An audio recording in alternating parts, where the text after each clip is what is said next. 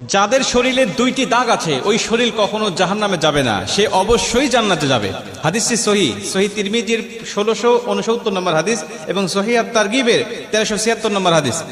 হযরত আবু উমামা রাদিয়াল্লাহু তাআলা আনহু হাদিসটা বর্ণনা করেছেন। রাসূল সাল্লাল্লাহু আলাইহি ওয়াসাল্লাম বলেন, যাদের শরীরে দুইটা দাগ আছে এবং যাদের শরীর থেকে 2 ফোঁটা তরল পদার্থ নির্গত হয় ওই শরীর কখনো জাহান্নামে যাবে না, সে অবশ্যই জান্নাতে যাবে এবং আল্লাহ পাকের কাছে এই শরীরটা সবচেয়ে প্রিয় শরীর। রাসূল সাল্লাল্লাহু আলাইহি ওয়াসাল্লাম বলেন, 1 নম্বর দাগ হলো যে ব্যক্তি জিহাদের ময়দানে আল্লাহকে খুশি করার জন্য, আল্লাহর দ্বীন কায়েম করার জন্য অথবা আল্লাহর সন্তুষ্টির জন্য যে ব্যক্তি বাতিলের মোকাবেলা করতে গিয়ে শত্রু পক্ষের আঘাতে তার শরীরে ছোট্ট একটা দাগও যদি বসে যায়, এই দাগটা কিয়ামতের ময়দানে সুপারিশ করে বা এই দাগটা থাকার কারণে কিয়ামতের ময়দানে আল্লাহ পাক তাকে জান্নাতে দিয়ে দিবে। নবীজি সাল্লাল্লাহু আলাইহি ওয়াসাল্লাম বলেন, 2 নম্বরে ফরজ ইবাদত সমূহের কোন একটি দাগ যদি তার শরীরে দেখা যায়, যেমন নামাজ পড়তে পড়তে সেজদা দিতে দিতে কপালে